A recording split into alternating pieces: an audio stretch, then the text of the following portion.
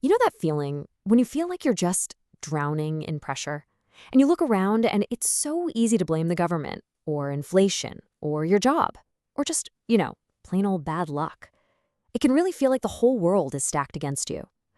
Well, let's get into this, because today we're going to explore a really challenging idea from Major retired Tariq Mahmoud. Sound familiar?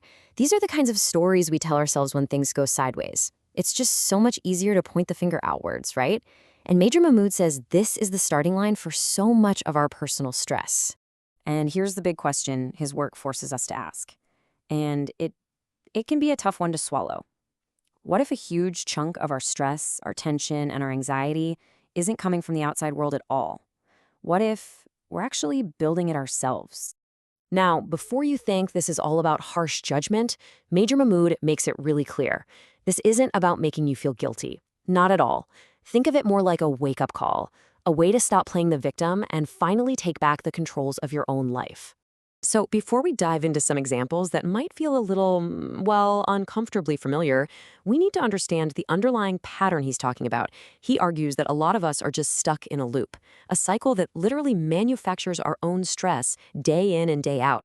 So what does this cycle of self-sabotage actually look like in practice? Well, Major Mahmoud breaks it down for us step by step. And what's wild is how simple and logical this is when you see it laid out. It all starts with an impulse, right? We just act. No thinking involved. Then, we kind of willfully ignore what might happen down the line because we're chasing that temporary pleasure, that quick hit of feeling good. But inevitably, the problems show up. And the grand finale? Step 5. We blame our bad luck, the unfair system, other people, anyone but the person staring back at us in the mirror. Okay, so that's the theory, but how does this pattern actually pop up in our day-to-day lives? Let's dig into some of the powerful, real-world examples Major Mahmoud uses. And just a heads up, some of these might feel a little too real. First up, one of the biggest, most modern traps of them all, the credit card. It feels like magic, doesn't it? A little piece of plastic that grants instant wishes. But as he points out, that comfort is just an illusion that leads to some very, very real pain. You know how it goes. We see something we want, that brand new phone, a fancy dinner, a vacation we tell ourselves we deserve, and we just swipe. We think, I'll figure it out later. But we conveniently forget the number one rule of money. Every single dollar has to be paid back. And it usually brings along its annoying little friend, interest. And this right here is the trade-off, isn't it? On the left, you get that quick, fleeting thrill of buying something new. But on the right, well, that's the heavy stuff. The sleepless nights staring at the ceiling, the knot of anxiety in your stomach, the tension it causes with your family. So was it bad luck that the bill came? Major Mahmoud would say no. It was a choice.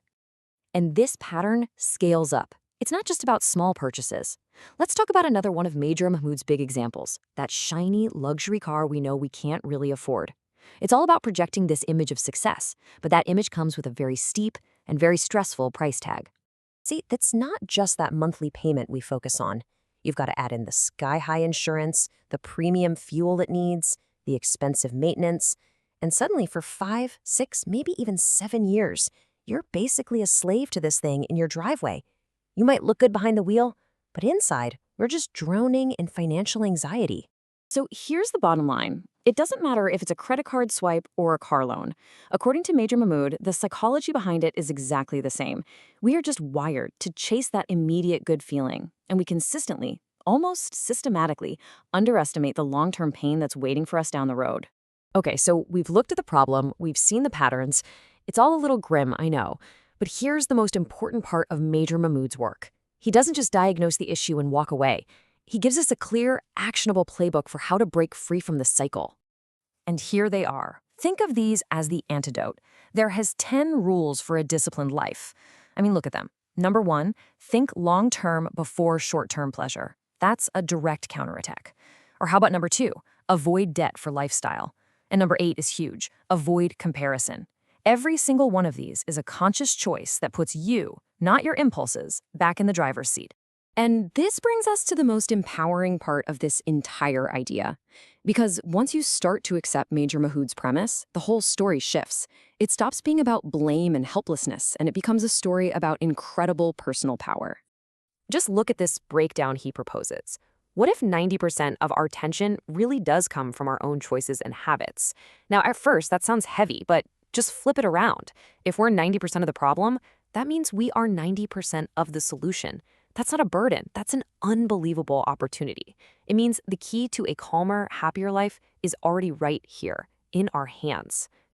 And the results of taking back that control, they're real and they are life-changing. When we stop blaming the world and start fixing our own habits, our stress just naturally goes down. Our confidence goes up because, hey, we're in charge now. Our finances get healthier, our relationships improve, even our physical health gets better. It's all connected. So, I want to leave you with this final, really powerful thought from Major retired Tariq Mahood. The next time you feel that pressure building, before you blame your destiny, just ask yourself, did I think it through? Did I control my impulse? Because at the end of the day, we may not control destiny, but we absolutely control our discipline. And that might just be the greatest freedom we have.